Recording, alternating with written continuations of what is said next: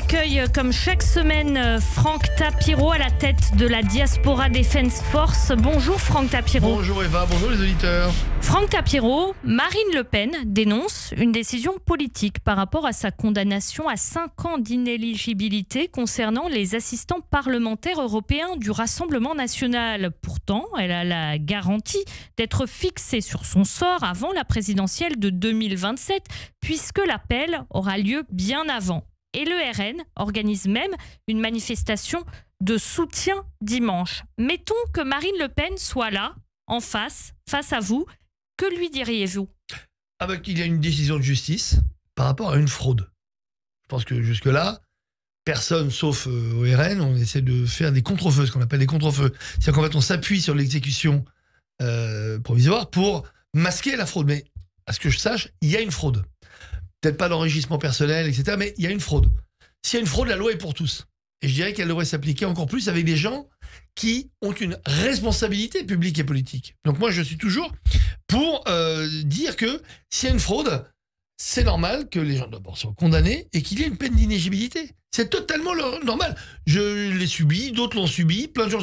Moi, j'ai fait aucune faute, aucune fraude, rien. Et pourtant, pour un retard de dépôt de compte, on m'a mis une peine maximale de 3 ans d'inéligibilité. Je peux vous dire, quand vous avez fait absolument tout dans les cases, vous dites, mais c'est pas possible. En plus, il y avait des raisons médicales à cela. Bref. Donc, je suis pas le seul. Marine Le Pen non plus n'est pas la seule. Maintenant, ce qu'il y a d'incroyable, c'est de renverser complètement, finalement, la culpabilité. En se disant, ce sont les juges qui sont coupables, pas moi. Première chose, très compliquée. Il y a uniquement ce point très important de l'exécution provisoire. Pourquoi? Parce que c'est à titre discrétionnaire. Discrétionnaire, ça veut dire que ce sont les juges qui jugent en fonction de est-ce que la personne peut fuir le pays, vous savez, est-ce qu'elle peut récidiver, etc. Moi, je pense qu'il y a des peines qui doivent être exemplaires. Et quand on se dit exemplaire, et surtout il y a quelques années, elle a annoncé chez Guillaume Durand qu'elle était carrément pour l'inéligibilité à vie. Donc comment est-ce qu'on peut dire faites ce que je dis mais pas ce que je fais? Ben non, je suis désolé. À un moment, il faut que ça s'applique à tout le monde. Donc je trouve que la victimisation à outrance ne joue pas forcément bien pour personne en politique déjà, pour la parole publique, parce que si elle est réellement coupable de ces faits, elle doit être sanctionnée. Maintenant, 3 ans, 5 ans, c'est à voir, mais je trouve qu'on se gourre complètement de sujets là-dessus, mais eux, c'est leur intérêt, RN. Ils en profitent pour faire une campagne de communication. Justement, ils doivent organiser une manifestation de soutien à Marine Le Pen dimanche. Est-ce qu'aujourd'hui, le Rassemblement national, comme LFI peut le faire, s'oppose en fait à tout ce qui est contre-pouvoir, institution, puisqu'une démocratie, ça repose aussi sur des contre-pouvoirs? Oui, mais en fait... je vais le dire comme je le pense depuis des années et des années concernant le RN et Le Pen. Je pense que ceux qui veulent voir le RN au pouvoir ont intérêt à ne pas avoir Marine Le Pen à la prochaine élection.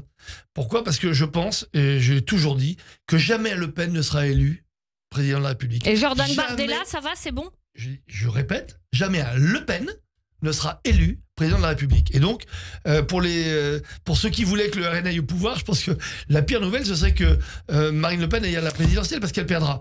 En revanche, est-ce que d'autres peuvent y aller? Ça, je ne sais pas. Jordan Bardella a certes beaucoup de talent, il lui reste beaucoup de choses, non seulement à densifier dans son message, mais surtout, n'oublions pas, et je le disais parce que je participais, moi aussi, la semaine dernière, à la fameuse conférence contre l'antisémitisme à Jérusalem. On me disait, mais comment, ça ne pose pas de problème? Non. Parce qu'aujourd'hui, d'abord, les Juifs n'ont pas le luxe de choisir leurs amis. Mais on a aussi la possibilité de dire, ce sont peut-être des faux amis, peut-être des nouveaux amis, mais on n'est pas con non plus. Et on n'est pas naïf. Donc, on leur a dit, il faut clarifier les choses. Je l'ai dit d'ailleurs à Jordan Bardella et à d'autres. Il y a la cache-route, la circoncision, Lousteau et Châtillon qui sont encore un peu loin, mais dans les parages quand même. Donc, il y a beaucoup de choses à clarifier, mais il faut être cohérent, il faut être surtout conscient qu'on n'a pas beaucoup d'amis aujourd'hui. Le RN se présente comme le bouclier des Français juifs face à l'antisémitisme, et pourtant, là, on vient d'apprendre qu'un délégué du Rassemblement national de l'Aveyron avait déclaré que dans le procès Le Pen, les juges avaient, je le cite, choisi la solution finale. Finalement, ça colle au basket du RN quand même, quoi. Ça correspond exactement à ce que je vous dis. Il faut peut-être, oui, leur laisser la possibilité de montrer que c'est pas uniquement la dédiabolisation marketing, mais que c'est peut-être du fond, mais pas être naïf non plus. La preuve, hier, j'ai tweeté pratiquement dans la seconde cette phrase absolument immonde qui est vraiment digne de Jean-Marie Le Pen. D'ailleurs, digne de Jean-Luc Mélenchon aussi, hein, parce que quand j'ai annoncé ici, tout le monde avait raté cette phrase qui nous couperait les cheveux pour en faire des édredons. C'était passé complètement sous l'été noir. Parce que c'était Jean-Luc Mélenchon. Ça dépend, ça a quand même été Jean-Marie Le Pen l'aurait murmuré, qu'il aurait été placardé à juste titre d'ailleurs. Donc tout le monde, encore une fois, il n'y a pas d'antisémitisme de droite ou de gauche. Non, il y a l'antisémitisme, pareil pour la lutte. Donc oui, absolument. On va voir maintenant la réaction du RN. Si la réaction du RN par rapport à ce que je vous ai dit tout à l'heure est totalement en phase avec ce qu'ils veulent aujourd'hui affirmer, c'est qu'ils défendent les Juifs et ils défendent Israël. C'est un bouclier contre l'antisémitisme. Cette personne doit disparaître du RN aujourd'hui. Ils ont été exemplaires pour l'instant. D'abord, non seulement dans la défense des Juifs et dans la riposte. On peut parler aussi peut-être de Marion Maréchal, hein, parce qu'elle était aussi à cette conférence à Jérusalem. Marion Maréchal, elle a fait route commune avec Éric Zemmour. Éric Zemmour, justement, qui vient d'être condamné pour contestation de crimes contre l'humanité. Donc...